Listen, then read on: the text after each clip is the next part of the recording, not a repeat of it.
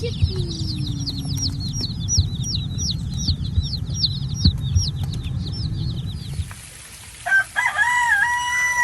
guys, how's it going? Today is a really interesting day. It's not going to plan at all. We got a call from the post office this morning saying that our order of chicks from McMurray had been delivered.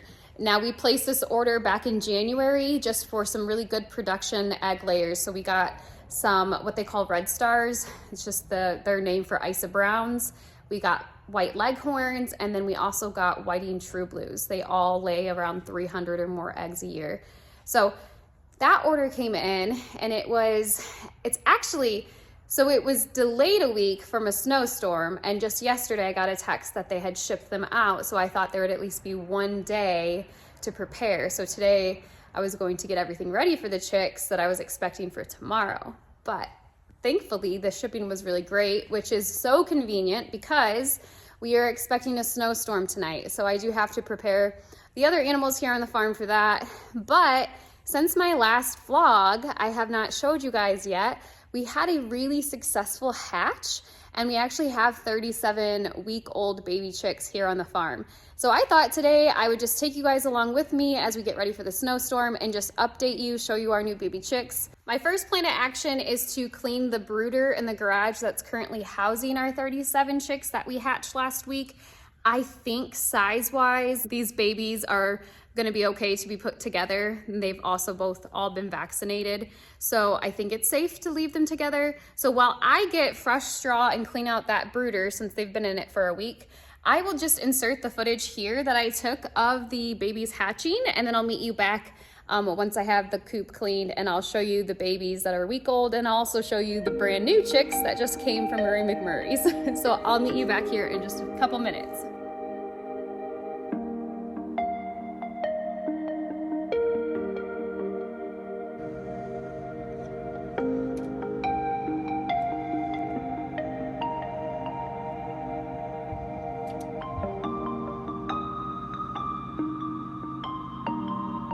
Does it say sea stop? Why is it a sea stop?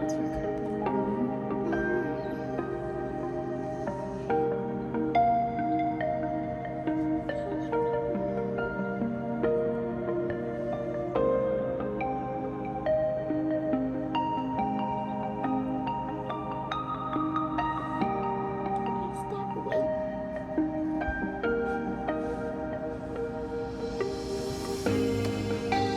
Alex, it's happening. Come here.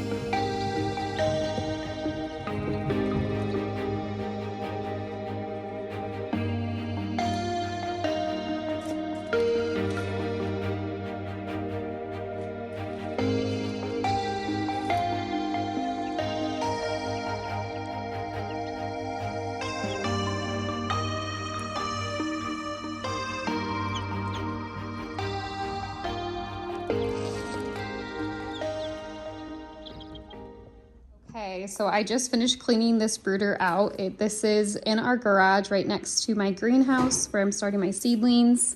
We found this brooder off of Facebook Marketplace and it was just an amazing deal. Just someone was getting out of chickens. And so we went ahead and picked it up because when our chicks are only about a week or so old, when it is still so cold outside, it's nice to have them inside our garage that is insulated and close to our heated house instead of out in the brooder in the pole barn, which we do have, you know, a heat source out there, but still it's an uninsulated pole barn, and it just is a lot harder to take care of them because at 1 week they need to stay at about 95 degrees Fahrenheit. So I'll go ahead and show you our birds that we hatched out now that they are 1 week old. And then we are going to go get the birds from the post office and add them here so that they can all be together. All right. So pretty incredible how quickly they grow. Say hey guys. We did lose 2 birds so far, so we have 37 hatched out, but I think we have multiple feeders in here, a big water. I do need to fill that up soon, but I think adding the other birds, since they are still so young and small, they'll fit just fine in here. Chip, chip, chippy.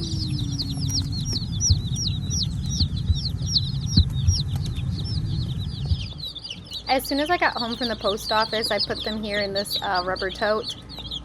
But I'm definitely excited to get them moved into the larger brooder because it's a little bit of a tight squeeze in here. So before I put them in, McMurray has an option that you can get a free chick sent to you, and they typically send you a male. And look at this cute little guy that we got. He has really fuzzy feet. I don't know what he is. He's not a silky because he doesn't have a fluffy head, but it's really cute. Okay, so one by one, I just bring them in and I dip their beak into the water. And then I also dip their beak into the food.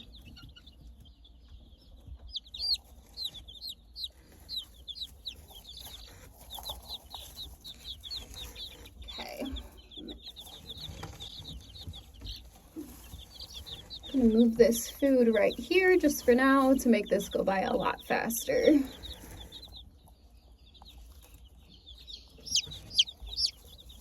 So this is one of our whiting true blues. Oops. Say hey. Isn't she a cutie? They are actually, so whiting true blues are a cross between one of these, a leghorn, and an Americana, I believe. So they are guaranteed to always lay really beautiful blue eggs, and they also have a really high egg production like the leghorn. These are their red stars, otherwise known as Isa Browns, and they lay the really beautiful big brown eggs, again like around 300 to 330 a year. This is another whiting true blue. It looks completely different, but that's because you're getting a cross of the 2 breeds, so they can look really different. So whiting true blues, red stars, and leghorns, but this is also whiting true blue. Look the difference in just 1 week, how much baby chicks grow. It's pretty crazy. All right, these babies are cold, so I'm gonna go ahead and quickly finish this. Right, they are all in. It's a crowded, it's a crowded place, but it's gonna get them through the weekend, through the snowstorm, and then we can move them out, or at least the bigger ones out, to the pole barn.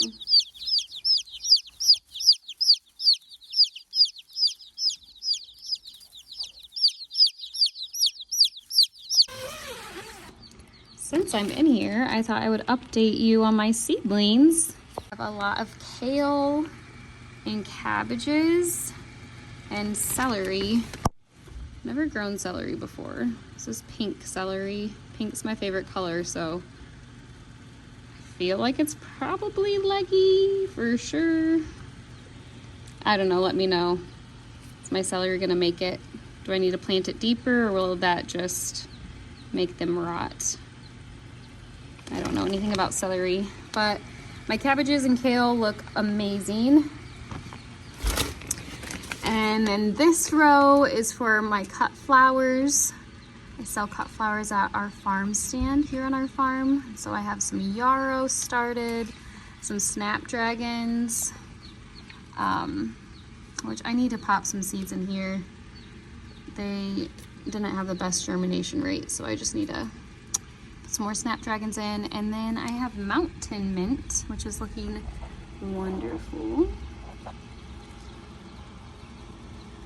Very slow growing, but it's looking good. Next row, we have Rebecca. I just started a handful of days ago, and they've just started popping up. And then my eucalyptus. I'm pretty impressed. It's definitely slow growing, like they say. So, started these a month ago. And this is what we have.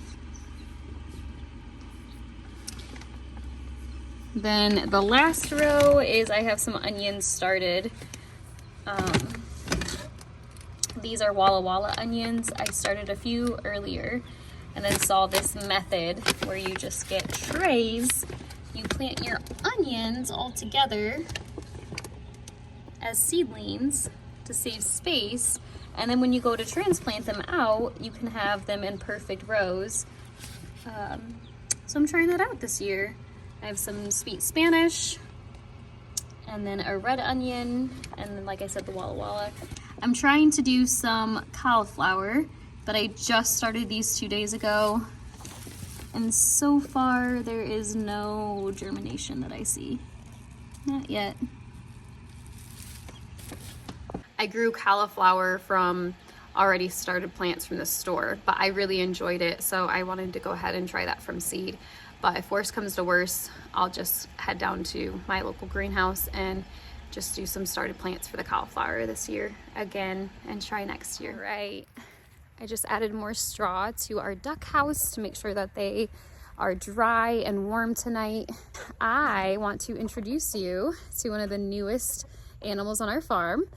Alex, for Valentine's Day, bought me a goose, because what girl doesn't want a goose on Valentine's Day?